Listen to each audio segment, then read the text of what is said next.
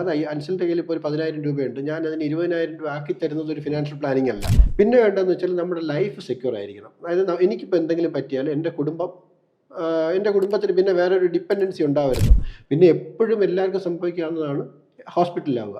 അപ്പോൾ അതിന് വേണ്ടിയിട്ട് നമുക്കൊരു മെഡിക്കൽ ഇൻഷുറൻസ്.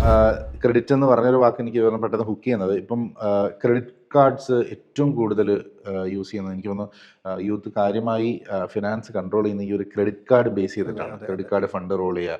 അപ്പം അതൊരു നല്ല ശീലമാണോ?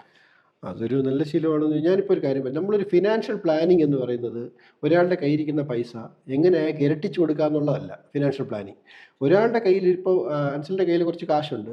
ആ കാശിനെ എങ്ങനെ നല്ലവണ്ണം വിനിയോഗിക്കുക. അതായത് ഇപ്പോൾ അൻസലിന് ഇപ്പോൾ ഒരു സപ്പോസ് ഒരു 25 years ആയി. അപ്പോൾ ഈ അടുത്തിനി ഒരു കല്യാണം കഴിക്കുന്നു, കുട്ടികളാവുന്നു. അടുത്ത് ഒരു നമ്മുടെ റിട്ടയർമെൻറ്റ് ഏജ് വരെ അല്ലെങ്കിൽ റിട്ടയർമെൻറ്റ് കഴിഞ്ഞിട്ട് കുട്ടികൾക്ക് വേണ്ടി നമ്മളെങ്ങനെ നമ്മുടെ കയ്യിലുള്ള കോർപ്പസ് ചെയ്യാം എന്നുള്ളൊരു ഫുൾ പ്ലാനിംഗ് ആണ് ഫിനാൻഷ്യൽ പ്ലാനിങ്. അല്ലാതെ അൻസലിൻ്റെ കയ്യിൽ ഇപ്പോൾ ഒരു 10,000 രൂപയുണ്ട്. ഞാൻ അതിന് 20,000 രൂപ ആക്കി തരുന്നത് ഒരു ഫിനാൻഷ്യൽ പ്ലാനിങ് അല്ല. അപ്പോൾ നമുക്ക് വേണ്ടതെന്ന് വെച്ചാൽ ഇപ്പോൾ എനിക്ക് എന്താണ് വേണ്ടത്? എനിക്ക് എൻ്റെ മന്ത്ലി എക്സ്പെൻസ് എനിക്ക് മീറ്റ് ചെയ്ത് പോകണം.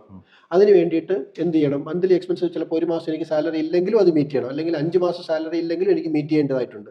അപ്പോൾ നോർമലി ഒരു 6 മാസത്തെ നമ്മളൊരു കോർപ്പസ് ഉണ്ടാക്കണം. നമുക്ക് കണ്ടിൻജൻസി എക്സ്പെൻസസ് മീറ്റ് ചെയ്യാൻ വേണ്ടിയിട്ട് ഒരു 6 മാസത്തെ ഒരു കോർപ്പസ് എപ്പോഴായാലും നമുക്ക് എപ്പോൾ എടുക്കാൻ പറ്റും ആ രീതിയിൽ ഉണ്ടാക്കേണ്ടിയിരിക്കുന്നു. അപ്പോൾ ഇത് ഇല്ലാത്ത ആൾക്കാരാണ് നോർമലി ക്രെഡിറ്റിലോട്ട് പോകുന്നത്. നമുക്ക് പെട്ടെന്ന് തന്നെ ഒരു ക്രെഡിറ്റ് കാർഡിലോട്ട് പോകുന്നത്.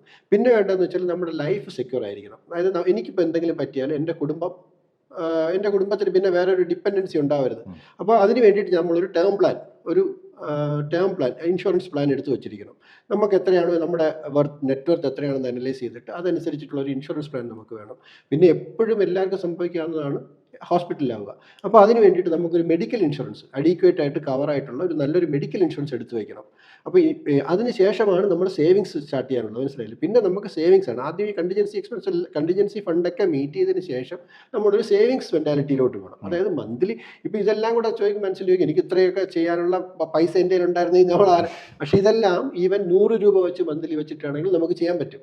അതാദ്യം നമ്മൾ ഇതിനകത്തേക്ക് അറിയാവുന്ന ആൾക്കാരുടെ ആരുടെയെങ്കിലുമൊക്കെ ഒരു സഹായം തേടിയിട്ട് ഇപ്പോൾ 10,000 രൂപയുണ്ട്, എനിക്ക് എങ്ങനെ മന്ത്ലി ഇതെല്ലാം മീറ്റ് ചെയ്ത് പോകാമെന്ന് ചോദിക്കും. പറ്റും. നമുക്കൊരു 200 രൂപ കൊടുത്തിട്ട് വേണമെങ്കിലും ടേം പ്ലാൻ എടുക്കാം. നമുക്ക് ആ ടേം പ്ലാൻ നമുക്കിപ്പോൾ നമ്മുടെ നെറ്റ് വർത്ത് ചിലപ്പോൾ 1,00,000 രൂപ ഉണ്ടായിരിക്കത്തുള്ളൂ. അടുത്ത വർഷം നമ്മൾ വീണ്ടും നമ്മൾ ഓരോ വർഷം കഴിയുന്നതോടെ നമ്മൾ ഇമ്പ്രൂവ് ആയി പോയിക്കൊണ്ടിരിക്കും. അപ്പോൾ നമുക്ക് ഈ ടേം പ്ലാനും നമുക്ക് കൂട്ടി കൊണ്ടുവരാം. അപ്പോൾ നമ്മുടെ ഇൻവെസ്റ്റ്മെൻറ്റും കൂട്ടി കൊണ്ടുവരാം. ആദ്യം നമുക്കൊരു ചെറിയ സ്റ്റെപ്പ് എടുത്ത് തുടങ്ങിയാൽ മാത്രമേ നമുക്ക് വലിയ ഗോൾസിലോട്ട് എത്തത്തുള്ളൂ.